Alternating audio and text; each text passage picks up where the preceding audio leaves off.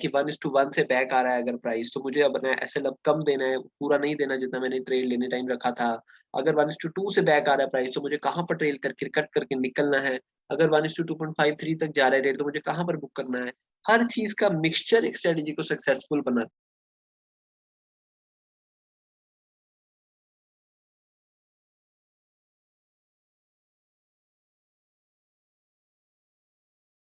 Hello guys, welcome back to YouTube channel traders for me guys. आज की learning video में भी आप सबका स्वागत है।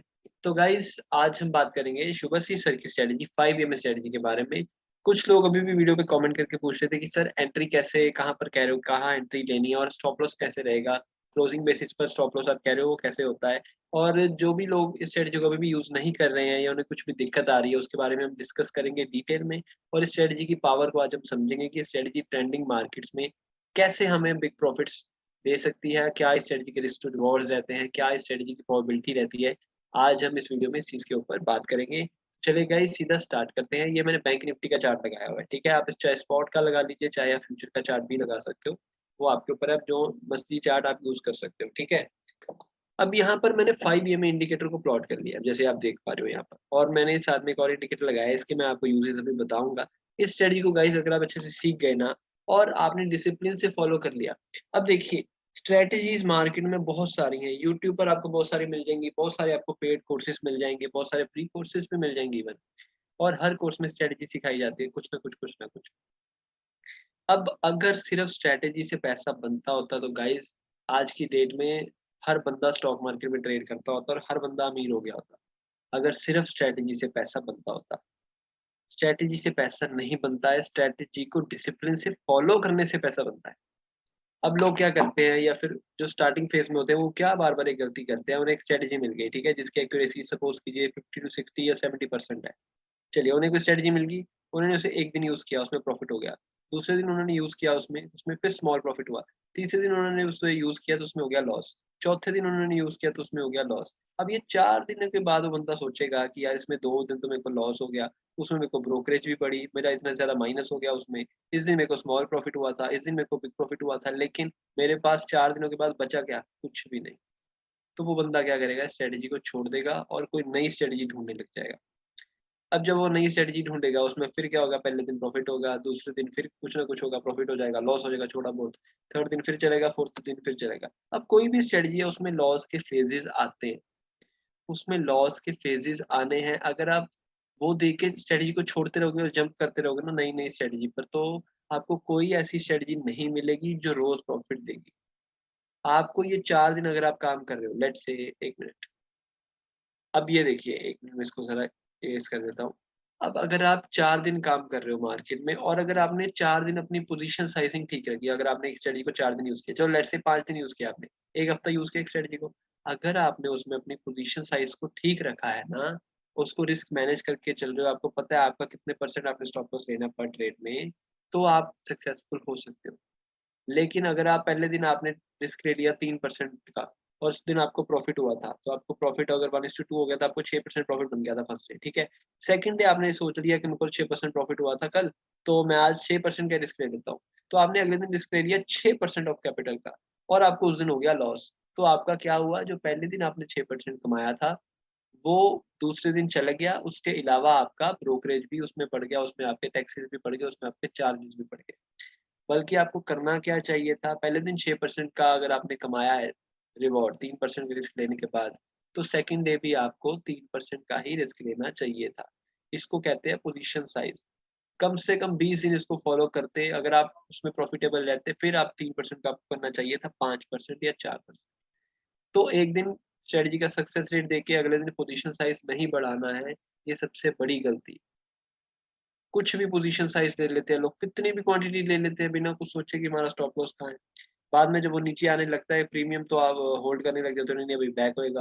वो और नीचे आता रहता है, फिर आप सोचते हो नहीं और बैक होएगा, यहाँ से बैक होएगा, फिर और नीचे आ जाता है तो आपका सारा कैपिटल वाइप आउट हो जाता है। तो गाइज़, एक सिंपल सी चीज़ है, उसको ध्यान से समझो, एक गलती बार-बार मत करो। स्ट्रैटेजी एक कोई भी सीख लो, चाहे यूट्यूब से सीख लो, चाहे हमारे चैनल से सीख लो, चाहे किसी के कोर्स में जाके सीख लो, लेकिन उसको रिलिजियसली फ़ॉलो करो, उसको रिलिजियसली फ़ॉलो करो, उसको छोड़ो मत 2 दिनों बाद, 4 दिनों बाद। अगर आपको स्ट्रेटजी पे फेथ बनाना है, पहले उसको अच्छे से बैक टेस्ट करते हैं। कम से कम 100 दिन का डाटा, 200 दिन का डाटा बैक टेस्ट करो। उसके बाद अगर अभी भी आपको उस पे थोड़ा डर लग रहा है ट्रेड लेने पे, तो लाइव मार्केट में 20 दिन उसे पेपर ट्रेड पे चेक करो। फिर आपका थोड़ा डर कम हुआ, तो आप क्या करो, उसे लाइव मार्केट में थोड़ी-थोड़ी क्वांटिटी से ट्रेड करना शुरू करो। 1 लॉट से, 2 लॉट से। फिर आपका कॉन्फिडेंस और बढ़ेगा। धीरे-धीरे, धीरे-धीरे लॉट साइज़ बढ़ाओ। ये नहीं है कि आप चाहे किसी बड़े से बड़े मेंटर से भी सीख के आ जाओगे ना, और नेक्स्ट डे अगर आपने इतनी क्वांटिटी ले ली, ज़्यादा प्रॉफिट करने के लालच में जो आपसे मैनेज नहीं होती, तो आप उसमें लॉस करके ही बाहर आओगे। फिर आप उस मेंटर को भी बारे में बोलोगे कि वो उस मेंटर ने भी अच्छा नहीं सिखाया। अरे भाई, वो मेंटर क्या करे? आप एक गलती बार-बार कर रहे हो, वो मेंटर क्या करे? सिंपल सी चीज़ है, पोज़ीशन साइज़ अपना सही रखो, जितना स्टॉप लॉस मेंटेन करके चलो। अगर 2% का स्टॉप लॉस अगर सपोज़ करो किसी प्रीमियम में 20 पॉइंट का स्टॉप लॉस है। गाइज़, ये मैं टॉपिक से थोड़ा साइड पे जा रहा हूँ, लेकिन ये सिखाना बहुत ज़रूरी है क्योंकि ये बहुत लोगों को दिक्कत हो रही है। ठीक है, स्ट्रैटेजी पे अभी हम डिस्कस कर लेंगे, लेकिन ये पॉइंट बहुत इम्पोर्टेंट है। बहुत इम्पोर्टेंट नगेट्स हैं ये जो मैं डिस्कस कर रहा हूँ। ठीक है? अगर आपका प्रीमियम में स्टॉप लॉस है, सपोज़ कीजिए 20 पॉइंट का, 20 पॉइंट का स्टॉप लॉस है। अगर आपने 1000 क्वांटिटी ली हुई है, तो आपका स्टॉप लॉस कितना हो गया वहाँ पे? 20,000 का। तो आप देखो, अगर आप 20,000 का रिस्क ले रहे हो, तो आपका कैपिटल कितना है? अगर आपके पास कैपिटल ही सिर्फ क्या कहते हैं 1 लाख का है, तो आप तो 20% का रिस्क ले रहे हो सीधा-सीधा। तो अगर आपके पास 1 लाख का ही कैपिटल है, तो आप 1000 क्वांटिटी ना लेते हुए वहाँ पे 100 क्वांटिटी ले लो, वहाँ पे आप 200 क्वांटिटी ले लो। तो अगर आपका 20 पॉइंट जाता भी है 100 क्वांटिटी पे, तो आपका कितना लॉस हो रहा है? ज़्यादा से ज़्यादा 2000 का लॉस हो रहा है। 2% ही जा रहा है ना आपका। तो वो अपनी रिस्क मैनेजमेंट करके चलो, अपनी मनी मैनेजमेंट करके चलो, सिर्फ स्ट्रैटेजी पैसा नहीं देती। स्ट्रैटेजी इज़ 50%, बाकी 50% आपकी psychology, money management, risk management, position sizing, वो सब आती है। तो अब हम बात करते हैं स्ट्रैटेजी को कैसे यूज़ किया जाता है, कैसे उसे परफेक्टली यूज़ कर सकते हैं, कैसे उसमें मिनिमाइज़ कर सकते हैं अपने एरर्स को, ठीक है? और कैसे उसमें बड़े रिस्क टू रिवॉर्ड्स आप कैप्चर कर सकते हैं। अब ध्यान से सुन लेना स्ट्रैटेजी के रूल्स, ठीक है? अब ये देखिए, स्ट्रैटेजी क्या कहती है कि जो 5 ईएमए है, ये 5 ईएमए चल रही है सपोज़ कीजिए, इसके ऊपर कोई कैंडल बनता है अगर, ये कैंडल बना, ये कैंडल का बना लो यहाँ तक, ये कैंडल का बना हाई। अब इस कैंडल का लो नीचे 5 ईएमए को टच नहीं करना चाहिए। यहाँ पर टच नहीं कर रहा ना, यहाँ पर देखिए टच नहीं कर रहा। तो जब नेक्स्ट कैंडल या उससे नेक्स्ट कैंडल, आपको क्या करना है, आपको यहाँ पे हॉरिज़ॉन्टल लाइन मार्क करके रख लेनी। तो जब कोई कैंडल उसका लो ब्रेक करती है, वो वाली कैंडल का जिसका लो टच नहीं कर रहा 5 ईएमए को, जब वो लो ब्रेक होता है, तभी वहीं पर आपको एंट्री लेनी है। ये बहुत लोगों को डाउट आ रहा था कि सर क्लोज़ होने के बाद एंट्री लेनी है कि लो ब्रेक होने पर? लो ब्रेक होने पे लेनी है एंट्री भाई। ये देखो, ये 5 ईएमए, ये कैंडल, ठीक है? ये इसका लो, ये इसका लो, नेक्स्ट कैंडल बनी, उसने लो ब्रेक करा, चाहे वो लो ब्रेक करके ऊपर क्लोज़ हो जाए, लेकिन यहाँ लो ब्रेक हो गया ना, आपकी एंट्री ट्रिगर हो गई, आपका स्टॉप लॉस यहाँ पर।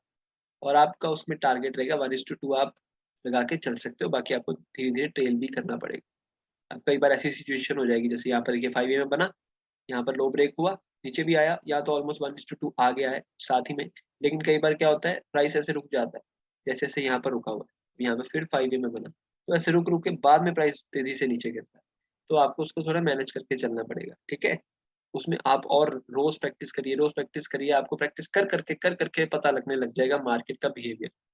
अब बेसिक मार्केट का बिहेवियर आपको मैं बताने जा रहा हूँ, जो बहुत काम आता है लाइव मार्केट में, ठीक है? इसको ध्यान से समझना। अब मार्केट में होते हैं 3 ज़ोन्स। पहला ज़ोन होता है 9:15 से लेकर, अभी मैं आपको ये चीज़ बताने जा रहा हूँ कि आपको स्ट्रैटेजी को कैसे और बेटर कर सकते हो, कैसे बेटर यूज़ कर सकते हो, अपनी ट्रेडिंग भी आपकी बेटर हो जाएगी। फिर उसमें चाहे आप ये स्ट्रैटेजी यूज़ करो, 5 एमए यूज़ करो, या कोई भी स्ट्रैटेजी यूज़ करो। फिलहाल मैं 5 एमए के पॉइंट ऑफ व्यू से आपको बता रहा हूँ, ठीक है? अब ये 9:15 से लेकर जो 11:30 बजे तक का टाइम होता है ना, उसमें मोमेंटम हाई रहता है मार्केट। जो एक टाइम होता है 11:30 से लेकर 1:30 बजे तक का, 1:30, उसमें मोमेंटम थोड़ा स्लो रहता है, और उसके बाद आता है थर्ड ज़ोन, जिसे इवनिंग ज़ोन भी कहा जाता है। उसमें जो 1:30 बजे से लेके वो टाइम ज़ोन होता है 3:30 बजे तक का, ठीक है? तो आपको क्या ट्रिगर करना है, आपको क्या किस चीज़ पे ध्यान रखना है कि अगर आप कोई ट्रेड 9:15 से 11:30 के बीच में बन रहा है, तो उसमें मोमेंटम फास्ट रहेगा। जैसे कि यहाँ देखिए, ये फर्स्ट कैंडल था, ये सेकंड कैंडल था, इसका लो टच नहीं कर रहा था 5 ईएमए को, ये थर्ड था। और जब भी इसका लो ब्रेक हुआ, तो आपको साथ ही में टारगेट मिल गया आपका, सुबह-सुबह ही टारगेट मिल गया, ठीक है? क्योंकि यहाँ पर फास्ट मोमेंटम रहता है सुबह-सुबह। अब उसके बाद देखिए मार्केट फ्लैट हुआ पड़ा है, कब तक फ्लैट हुआ पड़ा, यहाँ तक फ्लैट हुआ पड़ा 12:30 बजे तक। तो 12:30 के बाद थोड़ा सा मोमेंटम नीचे आया, ठीक है, यहाँ पर फिर नीचे आया मोमेंटम। तो क्या होता है, इवनिंग सेशन में मोमेंटम काफी फास्ट रहता है। तो आपको 11:30 से डेढ़ एक पत्थर की लकीर पे नहीं लिख लेना है कि 1:30 के पहले आप ट्रेड ही नहीं लोगे। आपको मार्केट को वॉच करते रहना है, लेकिन आपको कोशिश करनी है इस टाइम जोन में आप थोड़ा कम ट्रेड करो, ठीक है ना, थोड़ा ध्यान से ट्रेड करो, क्योंकि इसमें इस टाइम में फॉल्स ब्रेकआउट्स या फॉल्स ब्रेकडाउन्स बहुत आते हैं। तो उसका आपको थोड़ा एक्सपीरियंस से ट्रेड करना है। ये नहीं है कि अगर बार बार यहाँ पे 5 में बना रहा है, यहाँ पे फिर स्टॉप लॉस दे रहा है, फिर बाहर आ रहे हो, फिर 5 में बना रहा है, फिर स्टॉप लॉस दे रहा है, फिर बाहर आ रहे हो। तो उस चीज को थोड़ा आपको ध्यान से यूज करना है, ठीक है। टाइम जोन के बेस पे ट्रेड करोगे तो थोड़ा बेटर ट्रेडिंग होती है।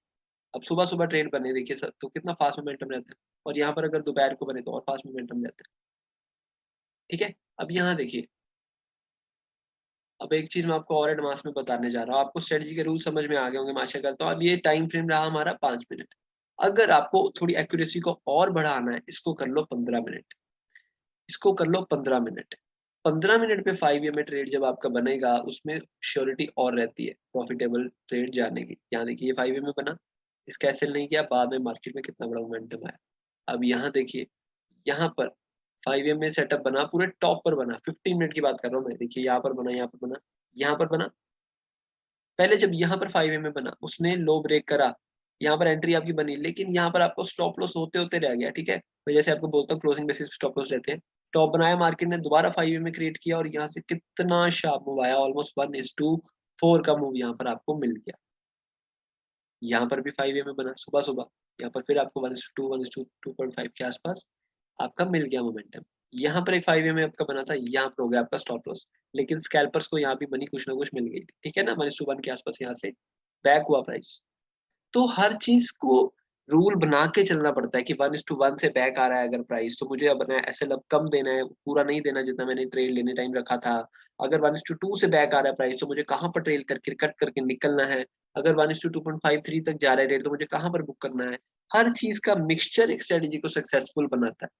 ये नहीं है कि पत्थर की लकीर पर आप लिख लो कि मैंने यहाँ पर एंट्री ले ली तो 1:2 लेके ही बाहर आऊंगा, नहीं तो बाहर नहीं आऊंगा, नहीं तो पूरा एसएल दे दूंगा। ऐसे नहीं होता भाई। अगर आपने यहाँ पर एंट्री ले ली, सपोज करो यहाँ पर आपने एंट्री ले ली, यहाँ पर रेट चल रहा है 100 रुपए, ठीक है। शेयर ऊपर जाना शुरू हुआ, शेयर गया 110 रुपए, शेयर गया 112 रुपए, और आपने जब 100 रुपए पे एंट्री ली थी, आपका एसएल था 90 रुपए पे। अब ये आपका टारगेट है 130, मतलब कि 10 पॉइंट का आपका एसएल है और 30 पॉइंट का आपका टारगेट, आपने 1:3 सोचा हुआ है। अगर ये प्राइस जा रहा है 110 गया, 112 गया, 115 गया, 125 गया, तो धीरे धीरे इसको ऊपर लेके आते रहो ना। स्टॉप लॉस को, जो आपने ये स्टॉप लॉस रखा है, इसको ऊपर लेके आते रहो कि अब आपके टारगेट के पास प्राइस जा रहा है, मैं पूरा एसएल नहीं दूंगा, इसको धीरे धीरे ऊपर लेके आते रहो। और जब ये काफी आपके टारगेट के पास चले जाए, इसको ब्रेक इवन कर दो। ऐसे जरूरी नहीं है कि मार्केट में स्टॉप लॉस ही देना है या टारगेट ही लेना है। मार्केट के अगर आप इंट्राडे करते हो, फिर खासकर आपको बहुत जल्दी डिसीजंस को चेंज करना पड़ता है, क्विक रहना पड़ता है। अगर हमने 100 रुपए पे एंट्री ली है, अगर शेयर यहाँ पे जाता जाता जाता 118 हो गया, आपको वहाँ पे दिख रहा है कोई रेजिस्टेंस जोन है या कुछ भी है, अगर 118 से थोड़ा बैक हो रहा है, आधी क्वांटिटी बुक कर लो, नहीं तो आप कुछ तो कुछ अपना कम से कम स्टॉप लॉस को ब्रेक इन पर पे तो कर लो। लेकिन लोग क्या करते हैं, नहीं नहीं जी हमारा स्टॉप लॉस वहीं लगा हुआ है, तो प्राइस क्या करता है, कर करके घूम फिर के दोपहर को आके उनका ऐसे ही काट देता है प्राइस।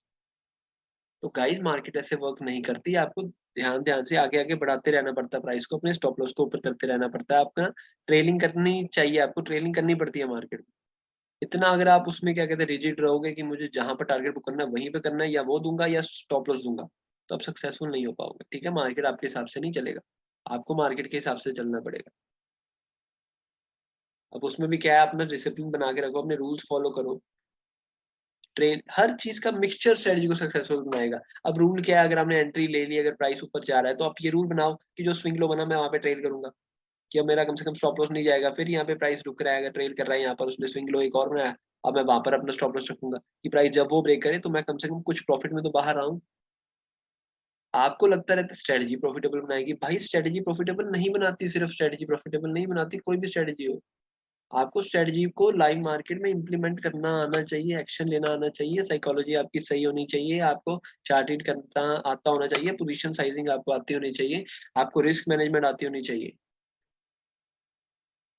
वही क्वेश्चन सभी बार बार पूछते हैं, स्ट्रेटजी स्ट्रेटजी स्ट्रेटजी से नहीं होता भाई, ठीक है ना। तो अच्छे से फॉलो करो उसको, मार्केट को समझो, मार्केट में पैसा कमाने के लिए मत आओ। मार्केट को पहले सीखो, मार्केट को समझो, मार्केट क्यों वर्क करती, कैसे वर्क करती है। 5 में स्ट्रेटजी का लॉजिक क्या है, वो भी सर ने समझाया है। कुछ लोग तो लॉजिक समझने में जाएंगे नहीं, देखेंगे बस जी बस स्ट्रेटजी बता दो। उसका लॉजिक है, ये मीन रिवर्जन स्ट्रेटजी है कि अगर कोई प्राइस 5 EMA से दूर बन जाता है तो वो रिवर्ट करता है अपने मीन की तरफ। ये उस स्ट्रेटजी का लॉजिक भी है, मीन रिवर्जन स्ट्रेटजी है ये। कुछ लोगों का मीन रिवर्जन का मतलब नहीं पता होगा। ठीक है, तो पहले मार्केट में सीखो, मार्केट को समझने की कोशिश करो। अगर इसमें करियर बनाना चाहते हो, अगर सिर्फ पैसा ही बनाना चाहते हो तो फिर ऐसे नहीं बनेगा भाई। इतना ईजी होता तो सभी बना लेते। ठीक है, तो स्ट्रेटजी बहुत अच्छा ये वर्क करती है अगर आपको उसको लाइव मार्केट में अच्छे से पहले चेक करना, लाइव मार्केट में उसको देखना शुरू करो, लाइव मार्केट में उस पर थोड़ा पेपर ट्रेड करना स्टार्ट करो। ये देखो यहाँ पर बना, अब ये नहीं इसमें स्टॉप लॉस नहीं होंगे यहाँ पर। अगर आप चाहो तो आपको स्टॉप लॉस हो गया है। वैसे मैं आपको बताता हूँ क्लोजिंग बेसिस पे स्टॉप लॉस लेते होते हैं, लेकिन यहाँ पर देखिए बाद में उसको आपने उसने आपको टारगेट भी दे दिया। ठीक है, अब यहाँ देखिए मैंने एक आपको चीज बता रखी है, बोलिंजर बैंड्स अप्लाई कर लिया कीजिए 5 मिनट के टाइम फ्रेम पे जब भी आप ट्रेड करते हो। इसको हम साइड पे कर देते हैं। 5 मिनट के टाइम फ्रेम पे बोलिंजर बैंड जब आप अप्लाई करते हो, उसमें देखिए जब भी अपर बैंड के पास कैंडल बनती है, ये 5 EMA है ना, यहाँ पर आप क्या कर सकते हो, ये जो अपर बैंड है ना, अभी इसमें मैं 5 मिनट का ये अपर बैंड बता रहा हूँ। जो मैंने प्रीवियस वीडियोस थी उसमें आपको बताया था कि स्टाइल में जाके आपको यहाँ पर चार्ट में जाकर आपको कर लेना है इसको 3 मिनट्स। लेकिन इसको अगर आज मैं और एडवांस में डिस्कस करूँ तो आप इसको 5 मिनट ही रखना, यहाँ पे चार्ट करके रखना। ओके कर लेना। यहाँ देखिए, अब जहाँ देखिए 5 मिनट के चार्ट पर ये जो कंसोलिडेशन चल रही है ना, ये ऐसा पाइप सा बन जाता है बोलिंजर बैंड। तो इसमें हैवी कंसोलिडेशन चल रही होती है, मार्केट में वॉलेटिलिटी यहाँ पर कम होती है। Bollinger band is a volatility indicator, volatility बताता है मार्केट में कितनी। अब यहाँ पर देखिए पूरे बोलिंजर बैंड के टॉप पे जाकर उसने 5 EMA बनाया। तो अगर आप यहाँ पर स्टॉप, यहाँ क्या कहते हैं, एंट्री लेते हो ना, तो आपका स्टॉप लॉस 5 EMA इसके इसके ऊपर रहेगा। बैंड को ब्रेक करना is not an easy job. Band को ब्रेक करने के लिए बहुत वॉल्यूम चाहिए होता है मार्केट में। यहाँ देखिए, यहाँ 5 EMA बना, यहाँ क्यों सक्सेसफुल रहा, क्योंकि ऊपर 20 SMA का रेजिस्टेंस था। देखिए यहाँ पे सक्सेसफुल रहा, और ये रुका कहाँ पर जाके वो ध्यान से समझो, जो प्रीवियस डे का लो था। तो ये हर चीज मैटर करती है भाई, प्रीवियस डे का लो, प्रीवियस डे का हाई कहाँ पे है, लेवल्स कहाँ पे है, हर चीज को समझ के क्या करिए। अब यहाँ देखिए कंसोलिडेट कर रहा है प्राइस, लेकिन इसने क्या इंडिकेशन एक बीच में दे दी, ये वाली कैंडल में उसने आपको बता दिया 5 EMA सेटअप बन रहा है। तो अब आपका व्यू एक तरफ का बायस ये हो सकता है कि मैं सेल के लिए ही जाऊंगा, इसमें बाय के लिए भी फिलहाल वेट करूंगा। मार्केट ने क्या किया, 5 EMA यहाँ पर आपका एक्टिव कर दिया, लेकिन यहीं पे हॉल्ट कर रहा है। आपका स्टॉप लॉस यहाँ पर। ठीक है, मार्केट एक बार स्टॉप लॉस खाने गया, ट्रैप करके वापस बैक आ गया, कैंडल पूरी कैंडल पावर कैंडल बैक आ गई। ठीक है ना, ट्रैप कर लिया। लेकिन आपको मैं बताता हूँ क्लोजिंग बेसिस पे स्टॉप लॉस रखा करो। तो यहाँ पे क्लोजिंग बेसिस पे 5 मिनट के चार्ट पे स्टॉप लॉस रखते हैं, लेकिन आपका नहीं हुआ ट्रिगर, और शार्प कितना प्राइस नीचे को मूव हो गया। ठीक है, तो ये चीजें अप्लाई करो। मार्केट में लोगों ने इंडिकेटर्स कैसे बदनाम कर रखा है, कुछ लोग मैं देखता हूँ कहते हैं नहीं नहीं हम तो सिर्फ ये इंडिकेटर देखते ही नहीं। भाई इंडिकेटर्स को ऐसे नहीं है कि वो अगर बाद में बनते हैं प्राइस के तो उसे वो गलत है। इंडिकेटर को भी यूज करना आना चाहिए, इंडिकेटर को भी देखने का एक टाइम होता है कि कब इंडिकेटर को देखना है। ठीक है ना, अगर वो रीपेंट होते हैं या लैगिंग होते हैं, ये कुछ इंडिकेटर्स लीडिंग भी होते हैं। इंडिकेटर का भी अपना अपना रोल है, उसे कब देखना, उसे कब यूज करना है वो आपको आना चाहिए। उसमें आपकी गलती अगर आप उसे नहीं यूज कर पा रहे, उसमें इंडिकेटर की गलती नहीं है। ठीक है गाइस, तो मैं आशा करता हूँ आपको स्ट्रेटजी समझ में आई होगी, आपके जो कुछ क्वेश्चंस थे तो आपको वो आपको क्लियर हो गए होंगे, और ये स्ट्रेटजी बहुत अच्छी है। आप सर के चैनल पर जाके भी इसे सीख सकते हो। ठीक है, सर ने अपने चैनल पर भी ये स्ट्रेटजी समझा रखी है। स्ट्रेटजी बहुत अच्छी है, इसका रिस्क टू रिवॉर्ड्स बहुत बड़े बड़े हैं। इसमें कुछ कभी कभी फ्रीक्वेंट ऐसे तो होते हैं, लेकिन इसके रिस्क टू रिवॉर्ड्स बहुत ही बढ़िया है। 1:3 1:4 है, 1:3 1:4 इसके रिस्क टू रिवॉर्ड्स रहते हैं स्ट्रेटजी के। और ठीक है गाइस, इस वीडियो में हम इतना ही रखते हैं। आगे आप क्या सीखना चाहते हो हमें कमेंट बॉक्स में ज़रूर बताना। मैं कोशिश करूंगा उस टॉपिक पे वीडियो बनाने की गाइस। तो अगर आप लाइव स्ट्रीम में भी हमारे साथ जुड़ना चाहते हो कि अगर हम लाइव मार्केट में आगे ट्रेड करें यूट्यूब पर, तो आप हमें कमेंट बॉक्स में ज़रूर बताना। मैं वो भी प्लान कर रहा हूँ जल्दी स्टार्ट करने की। तो ठीक है गाइस, मैं आशा करता हूँ आपको 5 में स्ट्रेटजी समझ में आ गया होगा, इसका पावर समझ में आ गया होगा कि कैसे इसमें पावर मूव्स मिलते हैं। ये देखिए बड़े बड़े मूव्स, ठीक है ना। तो चलिए ठीक है गाइस, मिलते हैं नेक्स्ट वीडियो में। आज की वीडियो में इतना ही। Thank you so much.